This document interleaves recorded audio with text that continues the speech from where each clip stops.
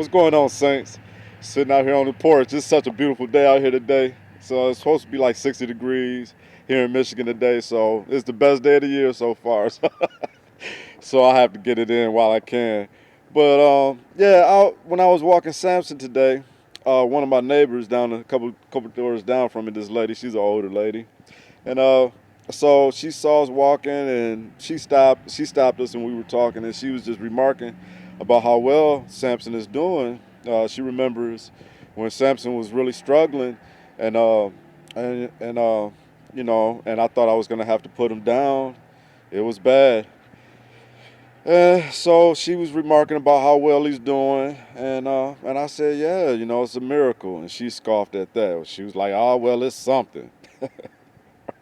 So, and this is the second time she's done that. The first time she was in her truck, she drove past and she stopped and she made mention about, you know, how well he was doing, and you know, from when she had seen how bad he was doing.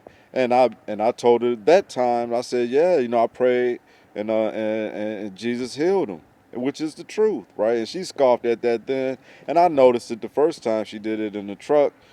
And when I saw her scoff, right, I said it again. You know, I said, you know, because that was just me trying to just rub it in a little bit, you know, because when I come across people who are unbelievers, right, and it's not hard to see the reaction when you start making mention of the Lord and the things of the Lord.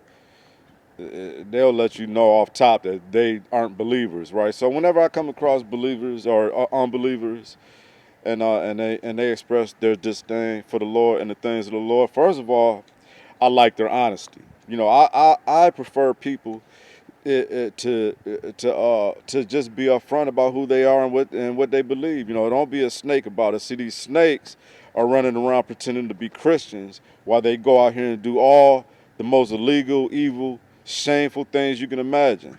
That's another conversation. So I appreciate her honesty, you know, that she doesn't believe in the Lord. And for me to say that Samson was healed through a miracle, she scoffed at that the first time when I saw her in the truck. So today, when we passed, she was sitting on her porch, and she stopped us, and she once again made mention about how well he's doing. She couldn't believe it, right? She said, I cannot believe how good he's doing.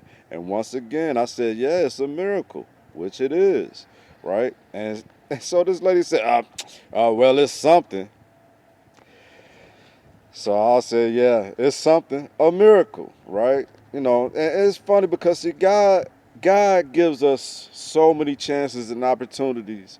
His the evidence of the Lord is everywhere around us. And you know what? And it's funny because when Jesus was walking this earth amongst us in the flesh, right? And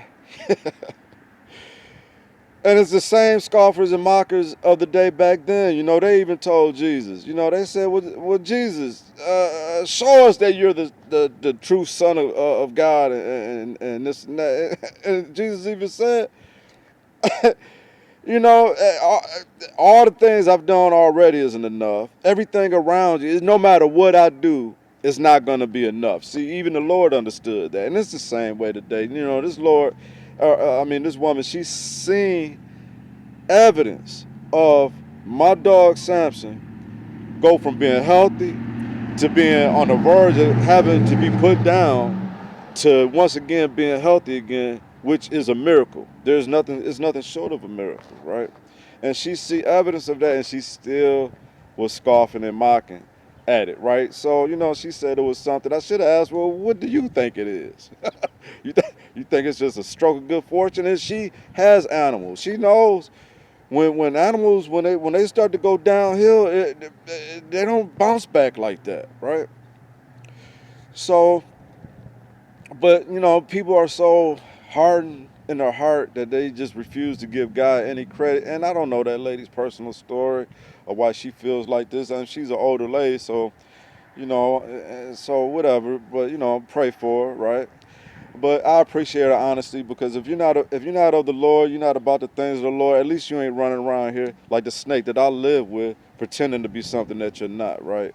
So I can respect her on that issue right there, and we're neighbors, right? You know, just because she's not a believer, she's not a saint, don't mean that she won't still be respected as a neighbor, and I appreciate her honesty.